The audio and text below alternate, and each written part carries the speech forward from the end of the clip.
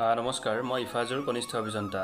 বহুত মানুহে সুধি থাকে যে আমি আৰচিচিত মিনিমাম কিমান গ্ৰেডৰ মছলা ব্যৱহাৰ কৰিম আৰু পিচিচিত আমি মিনিমাম কিমান গ্ৰেডৰ মছলা ব্যৱহাৰ কৰিম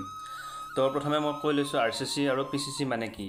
আৰচিচি মানে হৈছে ৰেইনফোৰ্সমেন্ট সিমেন্ট কনক্ৰিট ইয়াত ৰেইনফোৰ্সমেন্ট বাৰ আৰু কনক্ৰিট থাকে নেক্সট পিচিচি মানে হৈছে প্লেইন সিমেন্ট কনক্ৰিট ইয়াত কোনো ধৰণৰ ৰেইনফোৰ্সমেন্ট বাৰ দিয়া নহয় ইয়াত অনলি কনক্ৰিট থাকে ইয়াৰ ওপৰত IS 456 এ কি কয় আমাৰ IS 456 2000 ৰ পেজ নম্বৰ 20 টেবল নম্বৰ 5 ত স্পষ্টভাৱে লিখা আছে যে যেতিয়া আমি আৰচিচি কাম কৰিম আৰচিচিত আমি মিনিমাম M20 গ্ৰেডৰ কনক্ৰিট মানে মছলা ব্যৱহাৰ কৰিব লাগে আৰু যেতিয়া আমি পিচিচিৰ কাম কৰিম তেতিয়া আমি মিনিমাম M15 গ্ৰেডৰ কনক্ৰিট বা মছলা আমি ব্যৱহাৰ কৰিম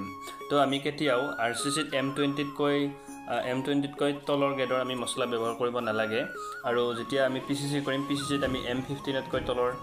মছলা আমি ব্যৱহাৰ কৰিব নালাগে এনেকুৱা ধৰণৰ ইনফৰমেটিভ ভিডিঅ' পাবলৈ আপোনালোকৰ চেনেলটো সাবস্ক্ৰাইব কৰিবলৈ নাপাহৰিব ধন্যবাদ